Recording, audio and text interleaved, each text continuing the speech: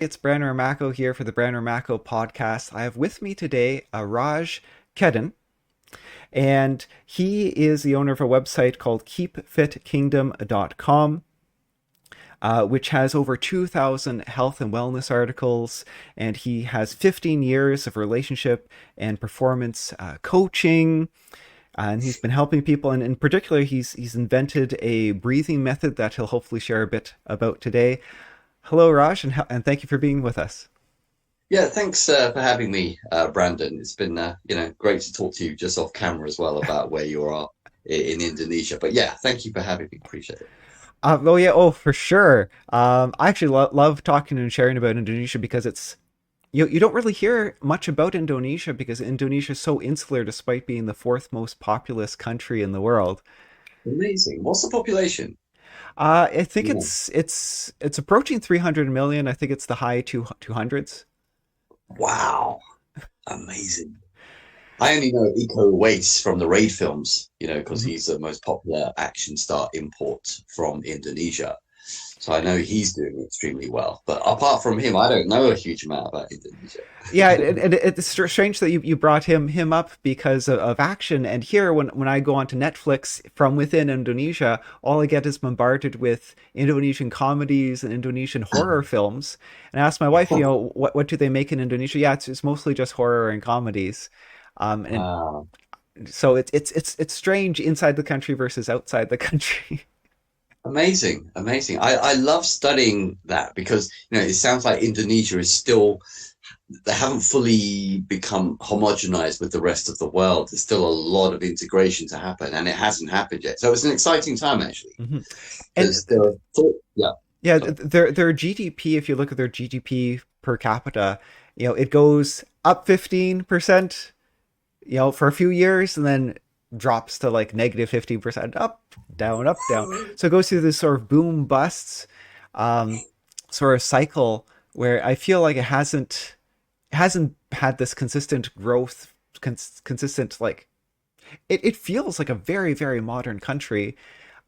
And then there's these tiny villages, working with Oh, clay bricks and clay pottery, and income is low. So, and a lot of major companies still have been setting up more in Thailand and in Vietnam instead of Indonesia.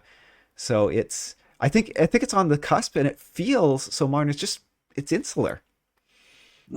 that is an interesting, feeling. That's an interesting perception because I think, with everybody taking the internet for granted and being able to connect with anybody just like that on WhatsApp or Zoom within, a second, it's strange to think that Indonesia is not like that. But I'm assuming the cities and the younger folk, they don't want to work in the rural areas anymore. They all want to go towards this, the city life and City internet life and and government everything. job if they Yeah, can. Um, yeah, yeah. so there is that movement, but the laws and rules haven't caught up. So I married Mm, an Indonesian, and it in my mind, in my modern countries, if you get married, you go to the local city council to file your paperwork. uh, Here, you have to go to the city where you were born because the rules haven't caught up. The rules that govern how you get married, how you have a family and register. Like we might actually have to go to her hometown to register our baby. She still has to look wow. into that. Now, her family doesn't live there anymore.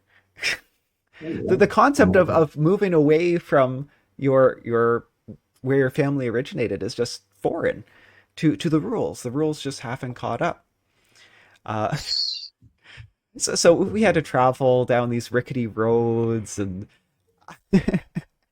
in the middle of a jungle and rice fields all around and a volcano in the background. And her family were rice farmers. A couple wow. generations ago. Wow. And yeah, so marrying a foreigner, we had to get a prenuptial, um, again because the rules haven't caught up. So foreigners aren't allowed to own property, and husband and wife, all their property must be jointly owned. Mm, So those two rules don't mesh because if she owned property, for example, the moment we were married, it would be illegal for us to own that property. mhm. But and the rules don't allow you to do it retroactively, but you have to luckily I looked this up ahead of time. You have to write a prenuptial that says things will stay separate, and then we're allowed to own property in Indonesia.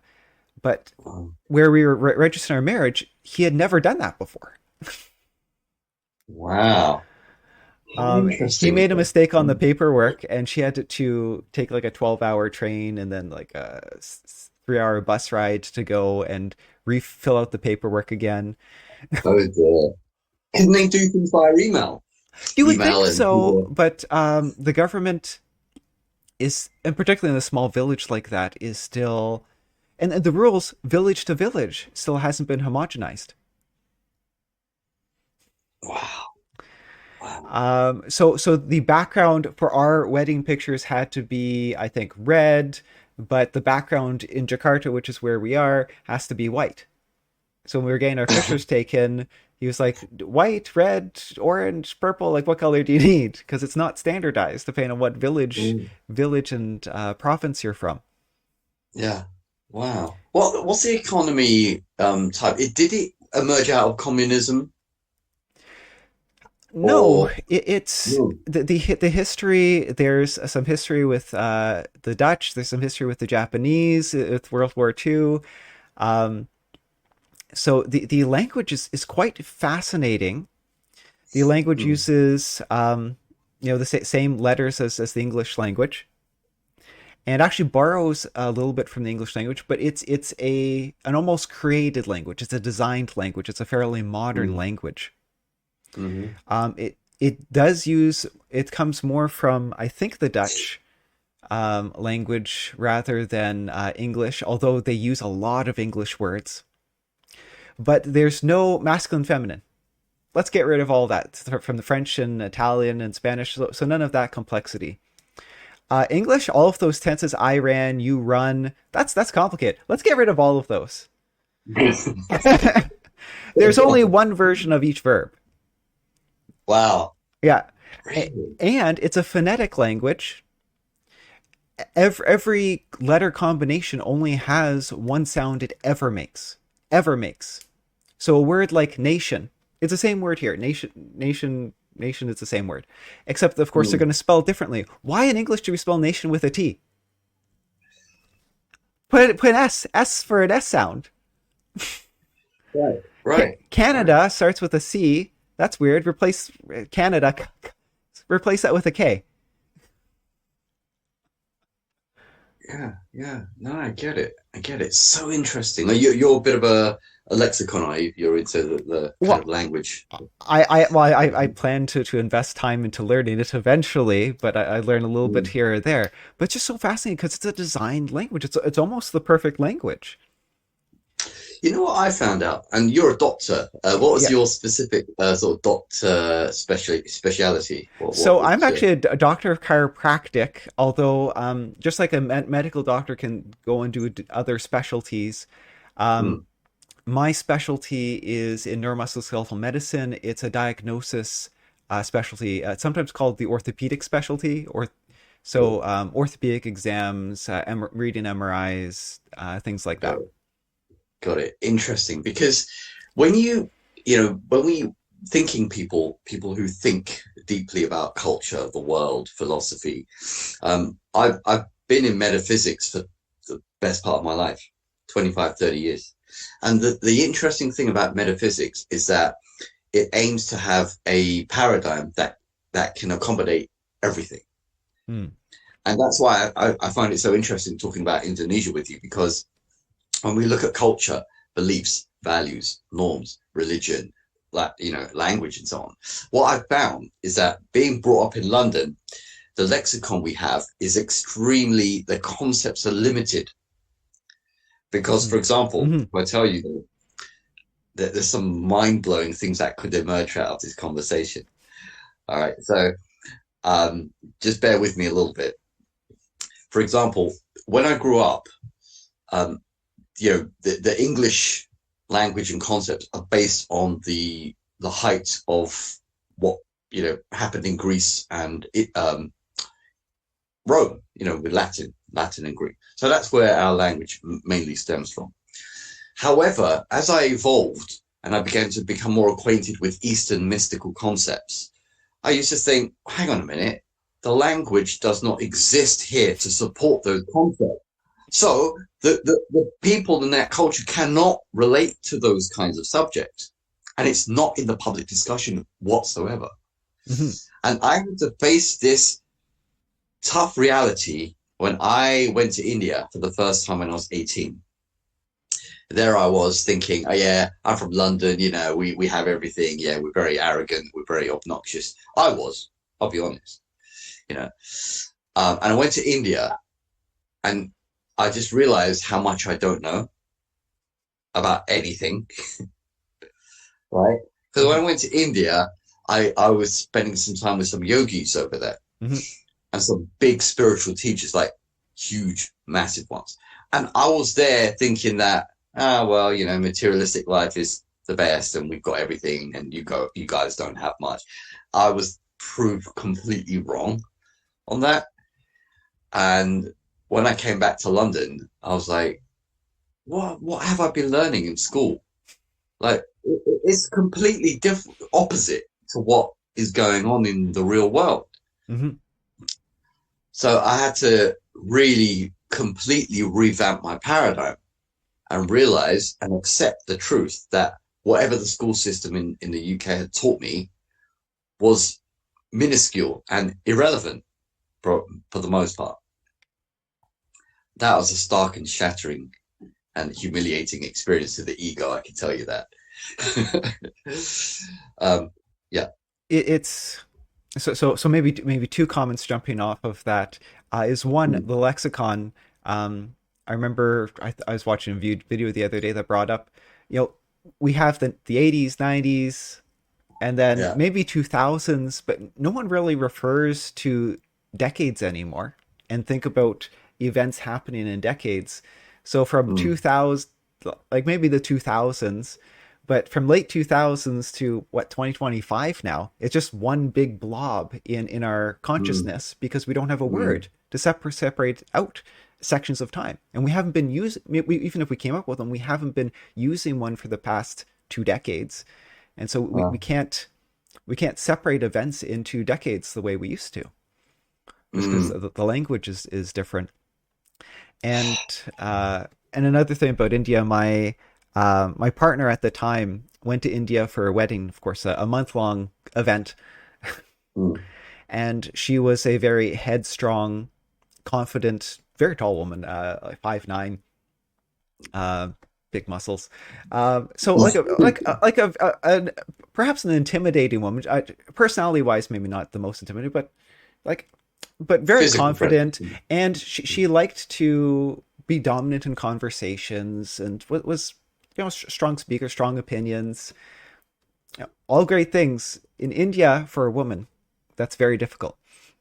Yeah, And she had absolutely. to get used to, like, you're not allowed to look people in the eyes, men in the eyes.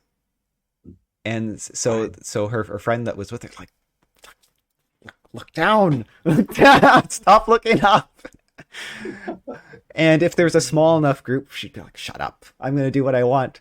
But and like, she wasn't allowed, the hotel she was staying in, she wanted to go across the street to go to the store, and the hotel was like, whoa, where are you going? You can't Mm. cross the street on your own as a woman. Wow. And Wow. we don't have that concept. The most dangerous, we were living and staying in the most dangerous places in Canada. Um, Mm, some parts of Montreal and Toronto, which frankly are not that dangerous. You could mm. still, she felt comfortable going home at 1, 2 in the morning, drunk from a party, through Wow. the most dangerous neighborhoods, Vancouver too, Easton Hastings, lots of drug use. But Canada isn't really dangerous like that, Yeah. and Yeah. it's just opens your eyes to just a whole different human experience. Mm. Totally. Totally. Going back to the language thing, there are some word concepts which have become, common parlance now globally. And it'll be interesting to know in Indonesia if these words ever come up. Mm. So, for example, they're from Sanskrit. Sanskrit, if you ever study Sanskrit, you realize how profound the language is. It's very, very, what can I say? Symbolic, Mm. cosmologically symbolic. Okay. And yes, and I found out after many years of talking to grammarians and lexicographers and people in the language arts here that they could only understand Sanskrit if their paradigm was 10 times bigger than the normal person. So here's some of the common words that are global from India: yoga, avatar, Okay. like a divine Mm-hmm, being, mm-hmm, like mm-hmm, Steve Jobs used the avatar and computer avatar idea. mm-hmm. Avatar, nirvana, Buddha, Okay, Buddha. um, what else? Guru, right? And there's many words. Juggernaut. Juggernaut is a a word that America uses for a big truck, and what it means in Sanskrit is Lord of the Road. So they take the word to mean King of the Road, Lord of the Road. Hmm. So when I think about these word concepts, and I think how they've been absorbed into English language, I think that these words will always be here because they're linked to a very fundamental aspect of man, which is essentially infinite. That's why Sanskrit is never going to go away. It's never going to change because it's the very, and I'm saying this with all humility, not because I have an Indian background or anything like that. It's the very underpinning of what a human being is as a living, breathing, electromagnetic, infinite child of the cosmos. The This might be fascinating to you. Religion. Yeah. Mm-hmm. The idea of not being religious is illegal in Indonesia. You are not allowed to be atheist in Oh Indonesia. my God. Wow. Wow. And they only recognize seven religions officially, and you have to put your religion on your government ID. Buddhism, Hinduism, hopefully I can remember them all. Muslim, Christian, Christian part two. They actually separate out Christians and Catholics, Uh-huh. and Yeah. I feel like I'm missing something there. Uh-huh. Confucianism, Judaism? not Judaism, Confucianism. Confucius. Yeah. Um, but if you think about most of those, you sort of have the Christian and Christian adjacent ones. I'll include Islam in that, and then you Mm-hmm. have sort of the Asian philosophies: Buddhism, Confucianism, um, Mm-hmm. sort of Hinduism, much more spiritual. And you get into the smaller villages, and they might even have more local beliefs as well. And Mm. hundreds and hundreds of small languages in the tiny villages and dialects. Often Indonesian is people's second language. Mm. Wow. And then so English would be a third, and no wonder no one feels their English is confident enough to leave the country. I get that now. Yeah. I Hmm. see what. Wow. So there must be dozens, hundreds of dialects then Yeah, of it. yeah, Yeah. and people will often actually in practice I haven't felt it's as bad as as the Philippines. I find in Mm-hmm. the Philippines they have Tagalog and they have English, and some of the islands they speak Spanish, and some of the islands don't speak Spanish at all. And Yeah. um, when I'm in a group, but the thing is, I haven't been to the Philippines, but there's so many Filipinos outside of the Philippines. Yes. I've been in a room with 300 Filipinos, a big hall celebrating Philippine independence, and they have to talk to each other what part of the island are from so they can figure out what language to speak. But actually, and a similar thing happens here sometimes where are you Javanese? Are you Balinese? What island are you from? Mm. Yeah. So I have an Yeah. idea about what dialect you would speak. But I would find that the Filipinos would have to figure out more, and Mm. in Indonesia, everyone does learn Indonesian. Like, Mm. and everyone gets so confident with Indonesian. It really is the dominant language everywhere in the islands, as far as I've experienced. Oh, Um, wow. they've really pushed that language, which has really helped. before all the communities were so fragmented, and to bring the islands together. Actually, part of the one of the islands, uh, you know, broke off in politically anyway. New Guinea, right? Mm, Papua New Guinea. Was it Papua? yeah, Papua was belonged to Indonesia, and they broke off, and now they were. There are very good. benefits to being part of a larger country, and having that common language, and then setting up the underwater internet cables and utilities, Mm, um, and flights, and starting fascinating. to connect the islands. Fascinating, fascinating. Shall I tell you a little bit about, this is interesting. I can sense how the conversation's evolving. Very, very interesting. I like the fact that you've got such an eclectic background, been traveling around and you've seen so many things and interacted with so many cultures. It's amazing to me. I think one of the most exciting things that I'm kind of doing, even subconsciously, is I'm always looking for the similarities that unite humanity. Hmm. I'm always looking at the values and the norms and the principles that people really would love to, in their heart of hearts, abide by, so that they could sense the bigger gestalt, the bigger picture, what's going on. Hmm.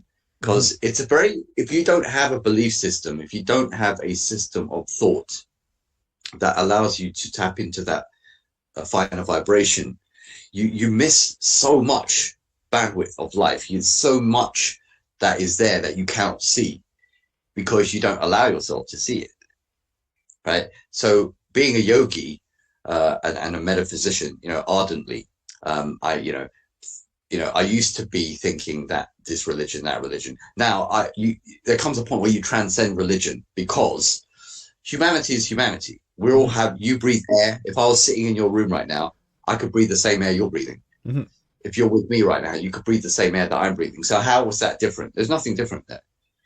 So that you think about what's the power allowing you to see? What's the power allowing me to see? Is it a different power?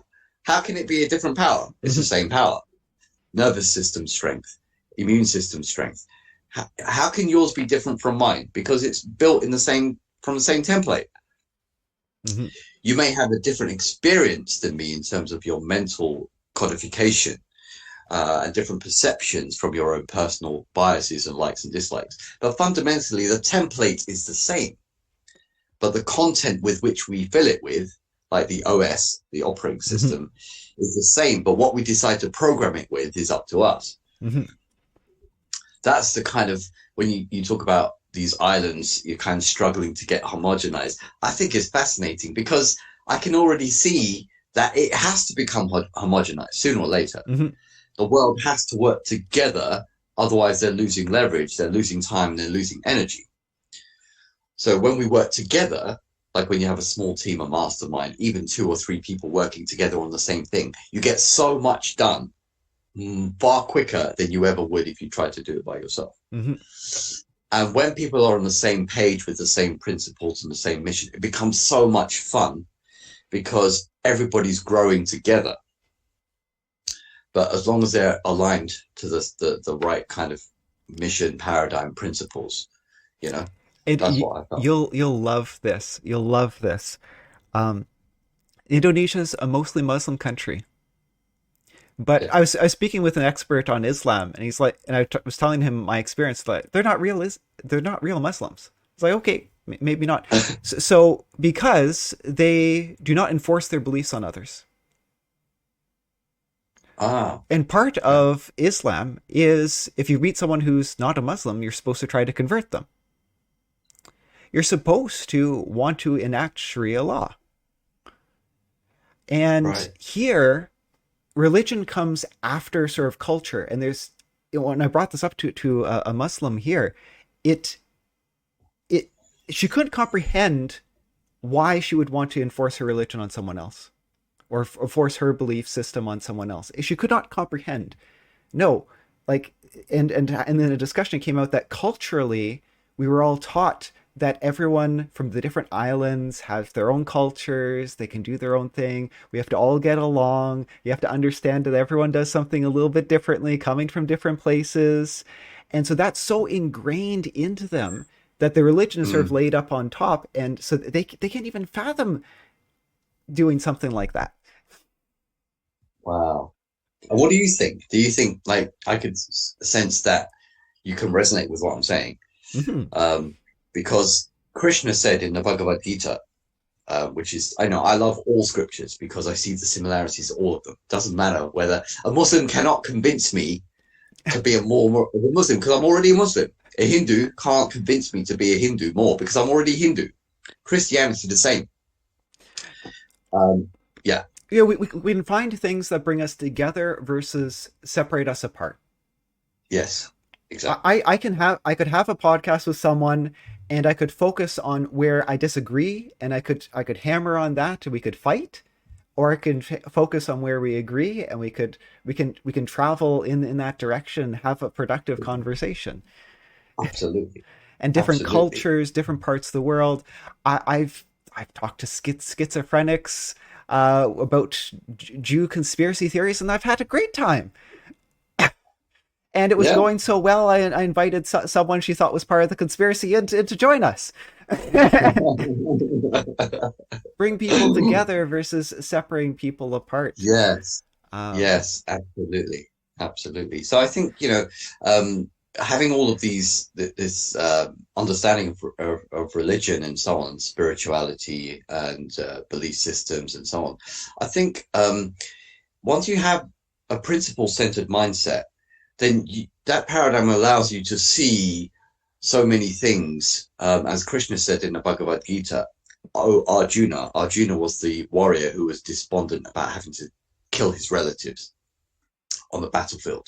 mm, Right, we'll get into understandably. the yeah, understandably. And Krishna said, "Oh, Arjuna, always seek superior knowledge. Do never be satisfied with inferior knowledge." So then the question comes: what is superior knowledge and what is inferior knowledge? Right. Mhm, So as I evolve, as you put this together, inferior knowledge is that which separates and disparates and secludes and doesn't include, because that cannot be universal then. mhm, Superior knowledge is what unites, what benefits, what is positive, what leads to growth, what leads to expansion, what leads to transcendence, what leads to ultimate well-being. mhm, mhm. Krishna says this is superior knowledge. So, under all circumstances, in all situations in life, on an even daily basis, moment by moment, always seek the positive or the superior perception or superior knowledge. And I think, having the guidance like that is so valuable because if you don't, you'd be in the dark a lot of the time in terms of your intellect. It's not illumined enough to see how things are evolving, There, you there know. are so many physicians that are sort of closed off to treatments or ideas or concepts that would help their patients, um, or almost closed off to learning, frankly. Yeah. And I'll give an example here. I think I've given it on the podcast before in a different way, but imaging. So I have not only my diagnosis and management specialty, but also I have an imaging specialty, radiologist level imaging certification in the States for sonography. Mhm. And the current research, there's a lot of diagnoses that are sort of debunked and Mm. some treatments that are debunked, but frankly, they were still taught when I was in school, which actually wasn't that long ago because I used to be a physicist, actually. I used to teach physics at college. So healthcare is a second career. But even I was taught in school. And of course, I've talked to recent doctors and they're still being taught in school. Some of them, these outdated um, treatments and techniques. And one of them is arthritis. Now, Mm. arthritis is a legitimate diagnosis, but arthritis has an extremely poor correlation with pain. Extremely poor correlation with pain. And you think, well, it has to correlate with pain. You know, if there's cushions, if you wear away the cushions, then the bone on bone, doesn't that Mm. hurt? Well, Mm. we evolved our nervous system, our pain system, to protect ourselves from injury. If Mm. there's something that we can't do anything about, why would it be painful? Wear and tear. that bone on bone is so rarely painful. Um, I usually cite a hip study where a whole bunch of 70-year-olds, you x-ray everyone's hips, look at who has hip arthritis and who has pain. The hip pain group, I think 12% had hip arthritis. The pain-free group, 9% had hip arthritis. Okay, so maybe 25% of the time, there's a correlation, not necessarily a causation, but a correlation with the arthritis. Only 25% of the time. So the author of the article is like, we cannot keep on telling people that this is the cause of their pain. It is not helpful information for the patient. And in fact, the research suggests that telling people such, our protection system in our brain thinks, oh, every time I move, it's going to grind. I'm causing damage. Our brain can recruit motion receptors in our hips or our elbows or shoulders to report as pain to keep us from moving, and can spasm the muscles to keep us from moving to protect ourselves. Right. And the Wow. anxiety and the stress, because we know we're causing damage, can increase cortisone levels. And all of that damage just from being shown an x-ray and being told, look, this is your problem. And, Right. and the doctor's wrong. The doctor's wrong. That's not the problem. Wow. That's deep. Have you come across a lot of resistance in this? I'm sure you have. Yeah, Like, yeah. And I've contacted hospitals to try to give talks to try to spread this message. And I do have an educational course for diagnostic ultrasound to try to teach other physicians. And throughout my program, I'm like, please stop giving out this diagnosis and teach the rest of your colleagues the same. So no more osteoarthritis, no more trochanteric bursitis, no go for it. more cortisone injections for just general pain, because it turns out cortisone injections cause tendon and ligament damage, and there's poor long-term results, but although it does knock down pain temporarily. So it's like those are the big three, I guess, if I'm getting across. So obviously, if I see these findings, I'm like, oh, there's some age-related bony changes. That's what we should rename arthritis to: age-related bony changes. That's what they are. Wow. Brandon, I can, this is so fascinating. I can share another insight with you, Yeah, which could potentially explode this whole paradigm. yeah, Shall I share it with you? yes, All right. Jesus. Okay. So the thing is, the human body is not what you think it is, and you're probably very excited to learn that there's far more to it than is believed.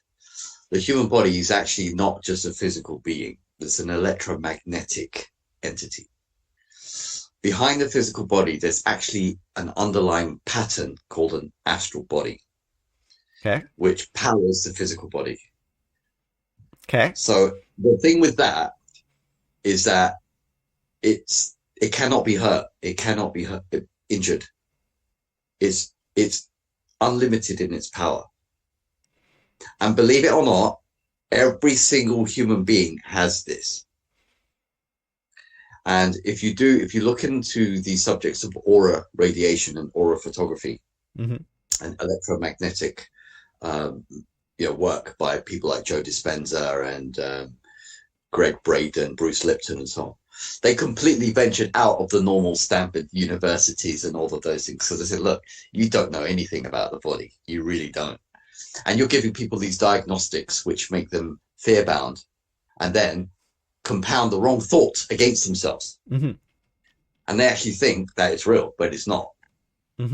So in the yoga tradition, you'll learn that man is not just a physical body. He has three bodies, actually. He has a physical body, which is what is sensible to the senses. He has an astral body, which powers the physical body. And he has a causal body beneath that, which powers the astral body. okay, Right? So man is a very complex machine. And just by looking at the flesh and bone and thinking you're looking at the totality of a human is completely wrong. So this is why understanding yoga and understanding metaphysics, especially for doctors and physicians, is, I think, key, because you can pattern or reshape and reform energy simply by thinking and believing differently. Because you'll have lots of people with arthritis who still carry on running around and doing things, even though, but hang on, I thought you had arthritis. Yeah, but I manage somehow. Yeah. I think like this. Yeah. And they carry on and they act as if they don't have it. Yeah. Right. And for all intents and purposes, they don't have it because they've told themselves, I don't have it. I'm perfectly well. So this, what you're saying, I think it's definitely the right direction. But there's going to come a point where, because there's so much suffering in the world with people's health and body because of ignorance of these three bodies, there's going to come a point where people like you, thought leaders, are going to say, look, I've studied this. There's an energy field underneath the body. If you know how to engage that, you can overcome most physical limitations. Now, I've interviewed a few people in the podcast and a few people, of course, in the real world. Mm-hmm.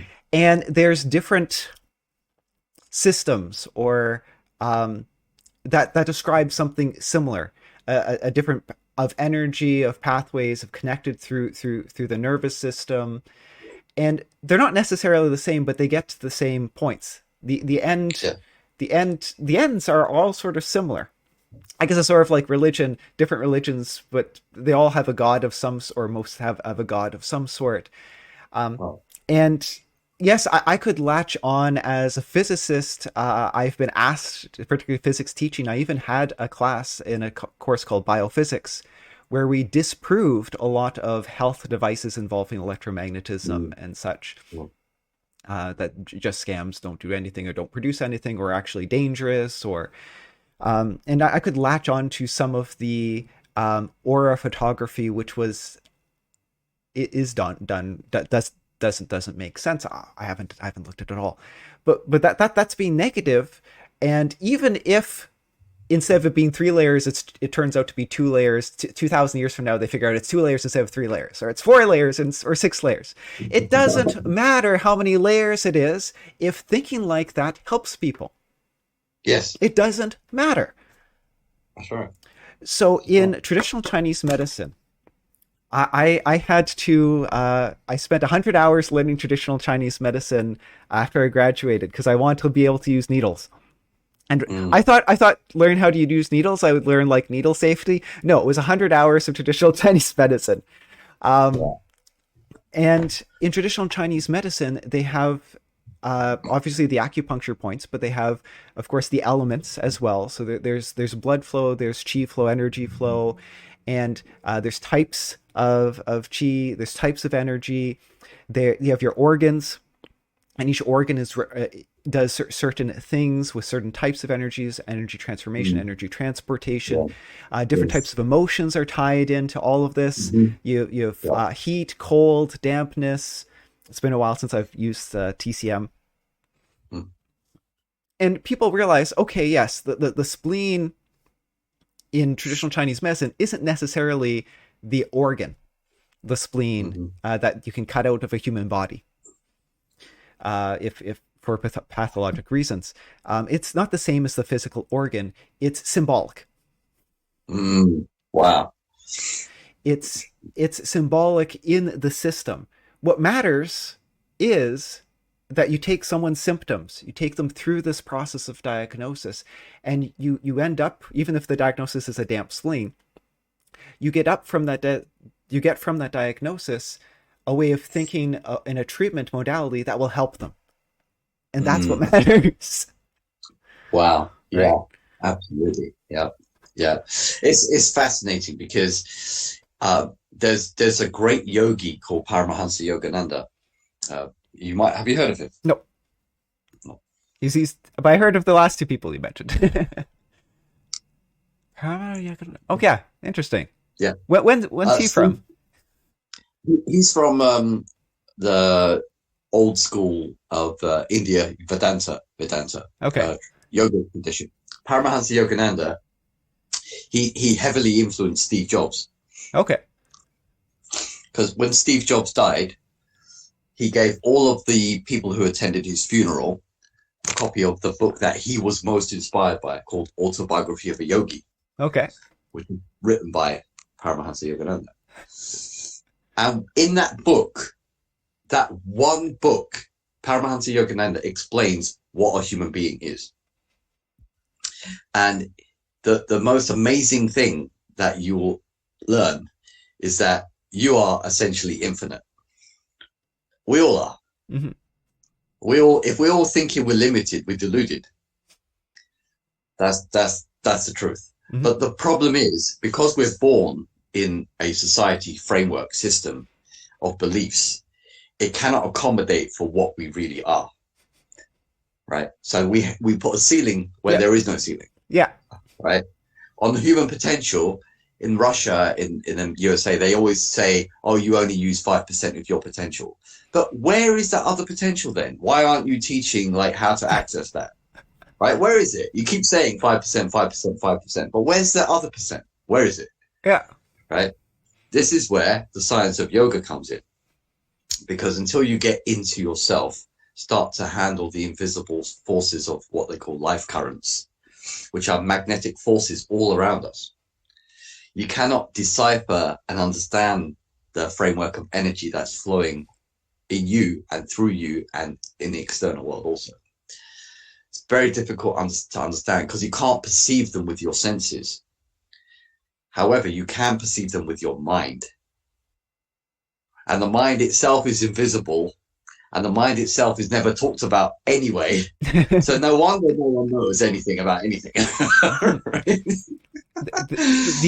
There's a one of the popular phrases these days tends to be metacognition, just realizing you're just thinking about what your brain is thinking about. And realizing sometimes your own thoughts are fighting you. Maybe you're sabotaging yourself. Maybe you don't have faith in yourself or your abilities, and your beliefs can make things a reality. That's right. And That's right. They do find empirically people who believe that their cancer will be cured are more likely for their body to fight off cancer. That's right. That's right. Not 100%, right. but it works. People who believe that they're going to heal faster do heal faster. Mm-hmm. Absolutely. I'll give you a couple of quotes, which, as a you're practicing physician, yeah, or a teacher, yeah. Well, I'm not practicing as much right now. Practicing a month ago. Currently working on writing a couple books at the moment. Brilliant. But I think if because you're so keen on studying all of this, and maybe this podcast has gone a bit deeper than what was initially anticipated. But here's a couple of ideas for you. Paramahansa Yogananda, when he's established an organization called Self-Realization Fellowship in California. It's still there, thriving now. And his ideas back in the 60s and earlier than that, 40s, 50s, they were absolutely mind-blowing. And some of the things he said were things along the lines of, your body is composed of your thoughts. Yeah. Your body follows the patterns of your thinking. So if you think you're strong, you'll be strong. If you think you're weak, you'll be weak. So be very careful what you habitually think. Mm-hmm. Right. He also said things like, thought is a force even as electricity or gravitation. Thought is a force even as electricity or gravitation. So if that means if thought is that powerful, imagine how exerting that thought on yourself is creating circumstances and conditions for your own life. Mm-hmm. Mm-hmm. So having these kinds of ideas that, it's people like yourself who are very enthusiastic and very keen and intrigued and curious, working with these ideas, like I've worked with them for years and I've seen what's happened to me. I used to have colds and flus like everybody else. I haven't been sick for 20 years now. I haven't taken medicine for 20 years. I haven't seen a doctor for 20 years. Mm-hmm. You're probably the first doctor I've seen. Well, but I did actually have an interview yesterday with Dr. Melissa Peterson, who's on the Doctor Talks podcast for the Human Longevity Institute. Oh, yeah. But one thing, Yeah, so she interviewed me yesterday. So she's also going on this whole metaphysical spiritual tangent as well, because she realizes that whatever you've been taught in school, whatever society is preaching, is just it's only like 1% of what you really are. Mm-hmm. So working with Yogananda's ideas, I've been following his school and his system for the last 30 years now. And I realized that it's just incredible that you can take these ideas and implement them into your own mind and start to see the benefits within a relatively short period of time. You know, if you're very focused, 6 months, 12 months, 2 years, and make physiological changes just by using your mind. Mm-hmm. Right. And people, even nowadays, you talk to people about things, I think, what are you talking about? Like, I have no idea. What is that? No, that's not possible. So you really are a product of what you think, Mm-hmm. you know, Mm-hmm. on a regular basis. One thing I love to share, although I'm always scared to share it, I share it repeatedly, is the research on SSRIs, the most commonly prescribed drug for depression, class of drug for depression. And what does SSRI stand for? If you don't serotonin reuptake a receptor inhibitor. Wow. Okay. Yeah. And so what happens is your brain, because it's hypothesized that serotonin is the happiness chemical, so people are depressed, don't have enough serotonin. Mm-hmm. When really that's not, it's not a chemical imbalance. Like, okay, that's the root of the problem. The root problem is something's wrong with the serotonin levels. It turns out that's, like, in some of the most recent narrative reviews, systematic reviews, are like, we got to stop, as a medical community, stop saying it's a chemical imbalance of serotonin. But I'm getting off track a little bit, because what they find is people who take these serotonin reuptake receptor inhibitors.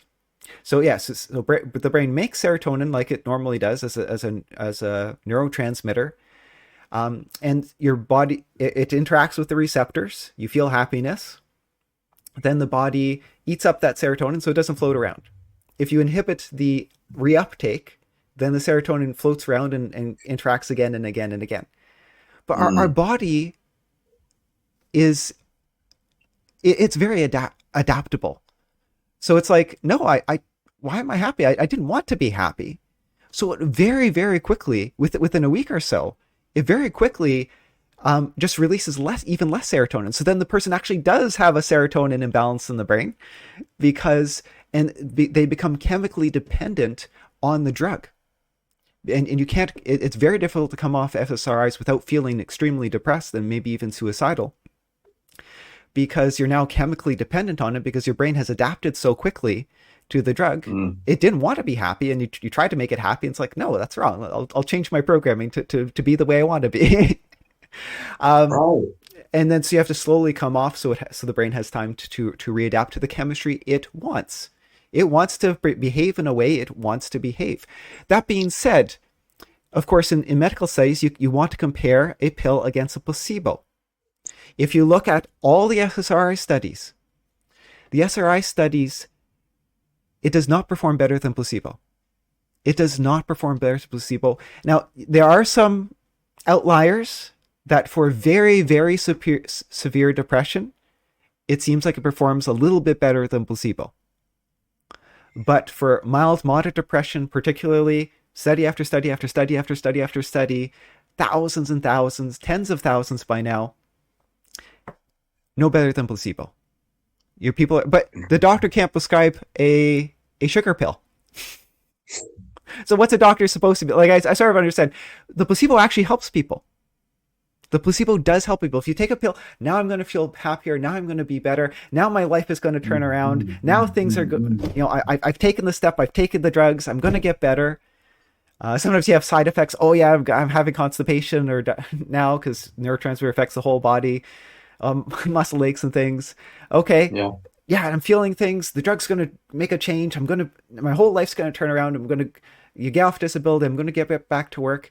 So is it the drug that's helping, or is it the brain helping itself? You know, that those are the intriguing, like, deep dive ideas that we want to figure out, right? One of my big things in life is when I came out from India and I had to kind of take stock of myself. No one told me to do this. I just wanted to do it for myself because I realized that, yeah, I don't know where I've come from. I don't know what life is about. I don't know where I'm going. I don't know how this earth was created. I don't really know anything, if I'm honest. Yeah, being humble. Then I came to this conclusion that despite all the psychology books I read, endless hypotheses after hypotheses after theory, when I read it, did I feel proud reading, a 500-page book about psychology? No, because I felt more confused because there was no conclusion at the end. Right. And I thought, well, all the psychology books are like that. I'm never going to find the answer here. Right. So then I thought to myself, okay, the situation, chicken and egg, is it the thought? Is it the placebo? What is it? And the deep thing is, as Yogananda was saying, it's really the thought. Because as causal beings, we set causes into motion through our will. If we will something to happen, and we will to be free from cancer, and we will to be strong, and we will to be free from arthritic pain, we compound that thought over a period of time, and it starts to vibrate into our astral body and then to our physical body, and then it manifests as a physical result. It always follows this trifold pattern. So I've always been keen to find out, okay, what are the absolutes? What is the end of the end? Like, what is this? Because when I die, I know I'm going to die, right? Everybody's kind of self-aware, I'm going to die one day, right? You should have that thought because then it'll help you prioritize what's important in life. But then I would say to myself, well, I didn't create my brain. How was my brain made? I know I'm not that smart to create that complex machine. Who did that? Then all these questions and answers start. Who made the brain? Who made the liver? Who made the blood? How come it's so chemically perfectly balanced? Who made the planets and the stars? How come there's no wire cords holding the planets to the sun and it's all magnetically just going automatic? Who did that? Right? So then my ideas and my paradigms start to broaden and broaden and broaden. Say, you've got to go deeper, Raj. You've got to go deeper. You've got to go deeper. My conclusion is this. This would be a bit funny and a bit also unbelievable at the same time, right? Okay. When we die, if you believe in a conscience, a conscience, a voice, a something that's higher than us, God, call it whatever you want. We'll say, everyone has to come to their own conclusion for themselves, right? This is all just a drama. It's not really real. Oh, what do you mean it's not really real? It's just a show. Just a show. I mean, like a film. You say, yes, just a film. Well, what do you mean, just a film? All the drama, crazy things that are happening, people suffering, people they're dying, and this and that. It's just a dream. It's not real. When you have that realization, that epiphany, it completely changes everything you do from that. Because you can remind yourself constantly, it's not real. It's a drama. I did not design this world. It was not my decision to be born as a human being. There was a higher intelligence that decided he wanted to have a hobby play and put this thing together with humans and animals and plants and planets and all this stuff. Right?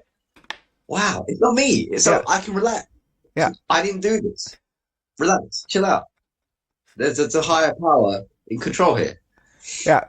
And in fact, you even explaining this, I can feel my shoulders start to relax and my muscles, some of the tension from my day sort of leave my body. Relax. Yeah. Like, when we die, what's going to happen? Are you still going to be conscious of yourself or not? Is there a brick wall in the cosmos that says, boom, it's all ended? No. Gurus say they've all reached cosmic consciousness consciously. Meaning, if you believe in the metaphysics of the chakras and kundalini and all these things, they've reached the summum bonum of what cosmic consciousness is. And believe it or not, whether you want to believe it or don't believe it or think it or don't think it, whatever you want, you are still made in this cosmological image. And there's no ands, ifs, doubts, or whatever about it. You can take it or you don't have to take it. It's up to you. But I realize that it's true, so I'm sticking with it. So I'm going to add a couple things on for the listeners.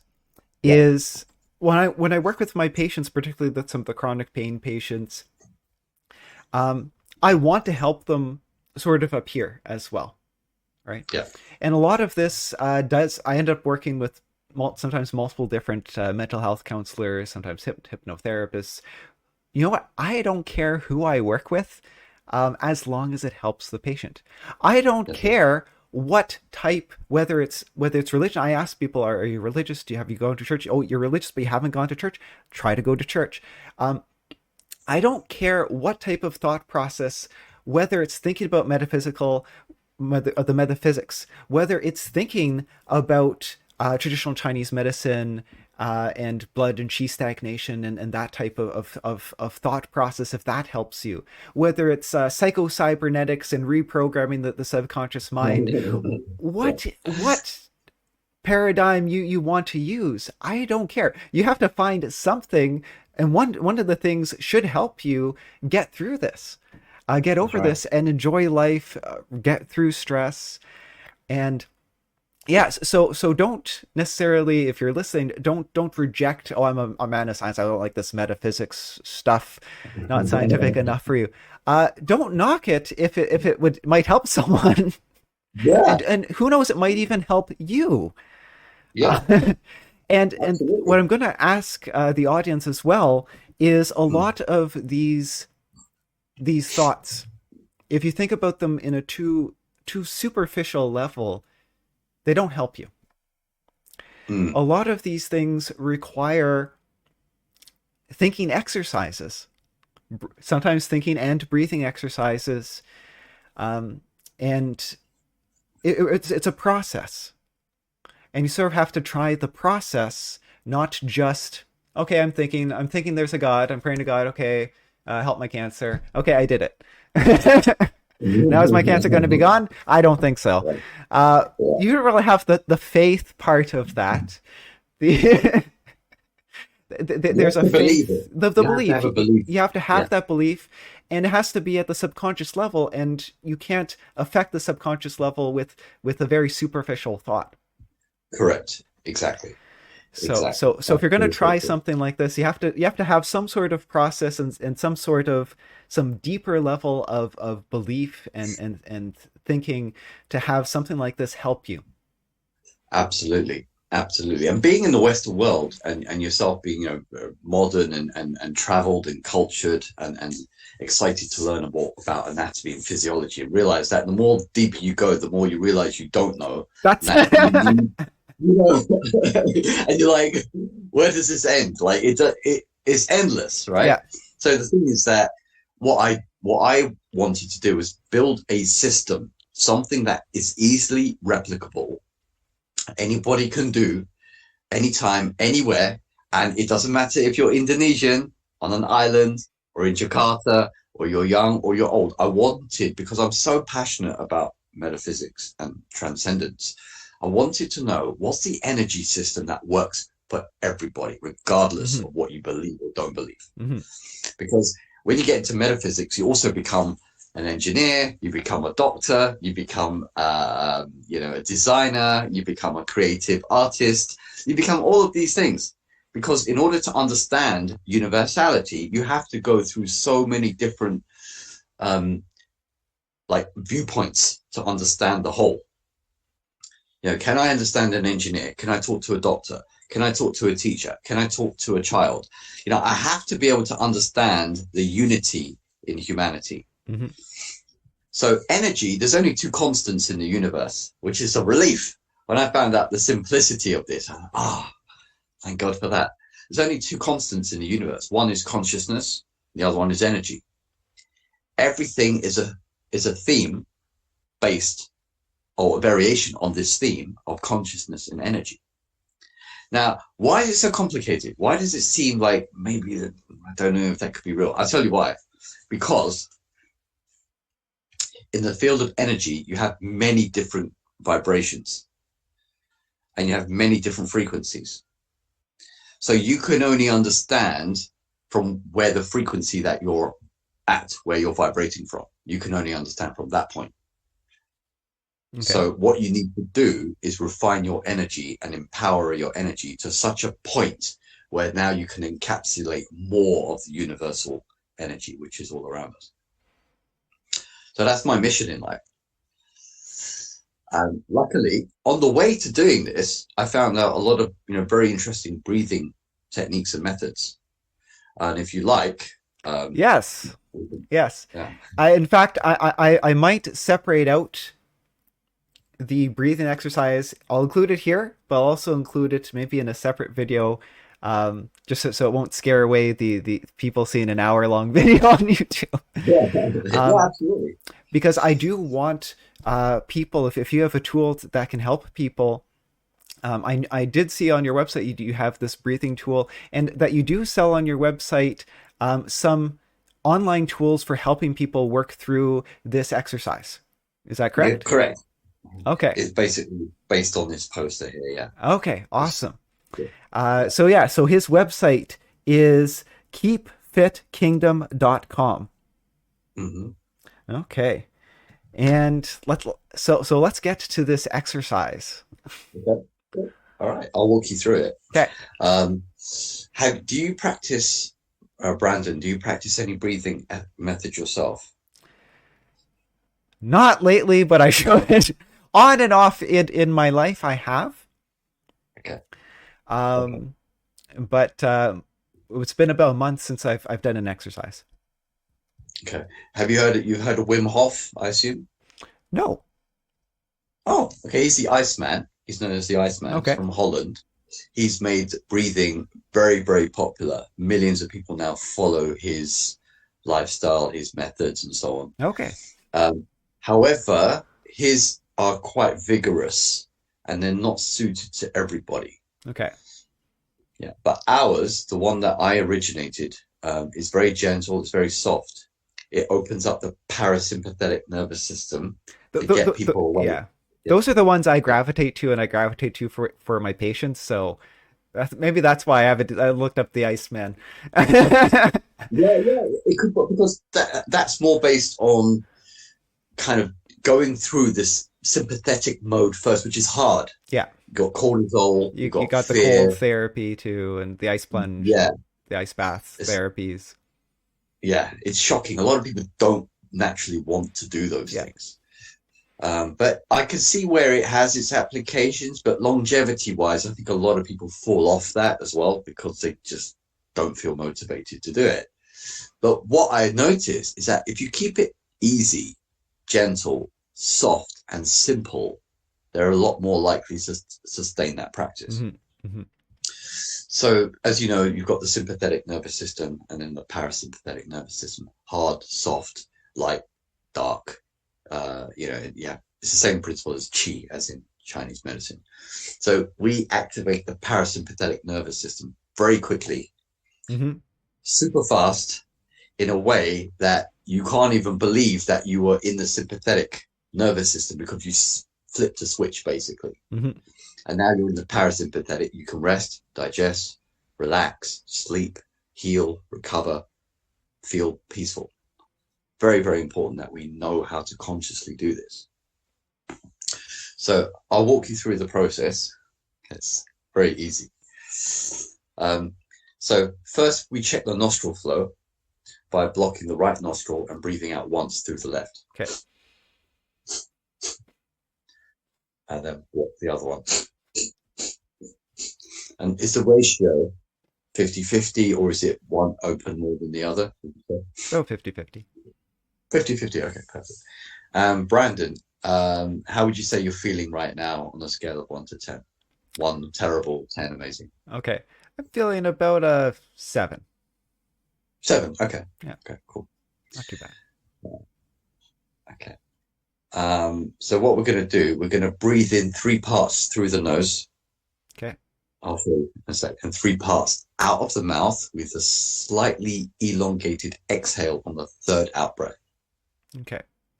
So I'll show you. Any more guidance with the in breath? Because Yeah. you could breathe, you could send the breath towards different locations, for example, Um, in breathing what we're exercises. trying to do, that's a good point. Yeah. What we're trying to do to make it, because a lot of people have no idea about breathing methods Yeah. at all, Yeah. but they're suffering stress, anxiety, depression, and insomnia. They don't care about all that Yeah. stuff. They don't say, "Oh, do I have to breathe in my belly? I don't know how to breathe in my belly or a Okay, so you're diaphragm." keeping it simple. Super simple. Okay, just breathe in. Just do exactly how we show it to you, and you'll get the same result. Okay, awesome. So, Even simpler. yeah, This might be the simplest one I've ever gone through then. people are just blown away. Okay. Melissa, on her TED Talk, she did a TED Talk a couple of years back, and she did this with me yesterday on the podcast. And she was like, "Okay, this is really simple, but it's very powerful." So it's 3 parts through the nose. So sniff, sniff, sniff, Okay. sniff, sniff, sniff. Okay, so 3 times, and then ha ha ha without the vocals through the back of the throat. Ha ha ha. So it's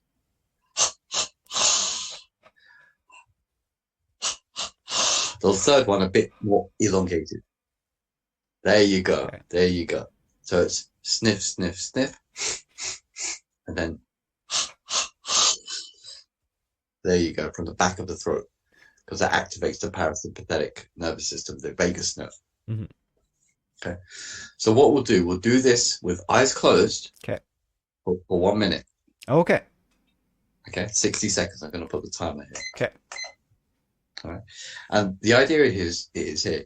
You don't rush. You don't force. You don't stress. Don't try to exhale fully. You don't try to inhale fully. Just follow a rhythm that's gentle and relaxing for you. Okay. Okay. Okay. So after 3, close the eyes and just relax and follow a nice, gentle rhythm of 3 in, 3 out, 3 in, 3 out, and you'll find your own tempo. Okay. So eyes closed, 3, 2, 1, and go.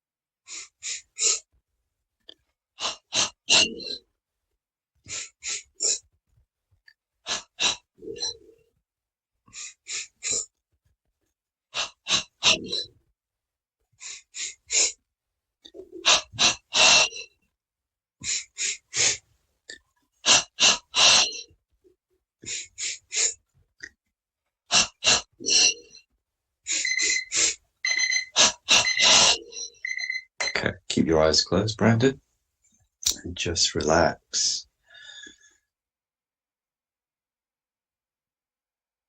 And just gently feel what's happening within.